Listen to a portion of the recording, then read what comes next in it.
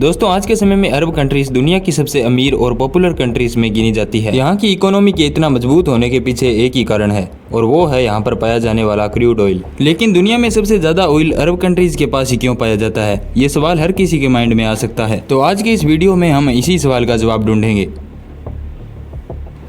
दरअसल अरब कंट्रीज में आधी से ज्यादा भूमि पर रेगिस्तान पाया जाता है, लेकिन ये हमेशा से ही ऐसा नहीं था, बल्कि आज से लगभग 100 मिलियन साल पहले इस रेगिस्तानी एरिया में एक विशाल समुद्र मौजूद था। इस विशाल समुद्र को वर्तमान में तैतीस सागर के नाम से जाना जाता है। साइंटिस्ट का कहना है कि इस महासागर में तरह तरह के जीव और पेड़ पौधे मौजूद थे। लेकिन आज से जब 50 मिलियन साल पहले वहाँ द्वीपीय विभाजन हुआ तो इंडियन प्लेट तेज गति के साथ यूरेशियन प्लेट के साथ टकराई, जिससे भूकंप पैदा हुए और हिमालय का निर्माण हुआ। इस उथल पुथल के कारण महासागर में डूबी भूमि सतह पर आ गई और 33 सागर जमीन के नीचे दबकर रह गया। अब जैसे जैसे समय बीतता गया, जमीन के नीचे दबे पेड़ पौधे और जीव जंतुओं में अभिक्रिया हुई और ये धीरे धीरे ईंधन में तब्दील हो गए। लेकिन जब धरती पर मानव जाति की शुरुआत हुई तो उन्हें इस ऑयल के बारे में कोई जानकारी नहीं थी। इस कारण वे लोग रात के अंधेरे को दूर करने के लिए सैल्मन नाम की एक मछली को सुखाकर जलाया करते थे। इसके साथ ही पेट्रल नाम के एक ऑयली पक्षी को भी सुखाकर जलाया जाता था। लेकिन जब धीरे धीरे जनसंख्या बढ़ी तो ईंधन की पूर्ति के लिए व्हेल्स का इस्तेमाल किया जाने लगा, जिसमें व्हेल्स की स्किन को जलाने के लिए उपयोग में लिया जाता था। लेकिन समय के साथ बढ़ती जनसंख्या के लिए जीवों से मिलने वाला ये ईंधन पर्याप्त नहीं था। तभी साल 1858 में जॉर्ज बिसेल नाम के एक प्रोफेसर पेंसिल्वेनिया नाम के एक गांव से गुजर रहे थे। उन्होंने गांव के कुछ लोगों को खाड़ी के ऊपर से कुछ तरल पदार्थ निकालते हुए देखा। प्रोफेसर इस तरल पदार्थ को अपने लैब में लेकर गए और इस पर रिसर्च की। उन्हें ईंधन की अहमियत और स्रोत का पता चला।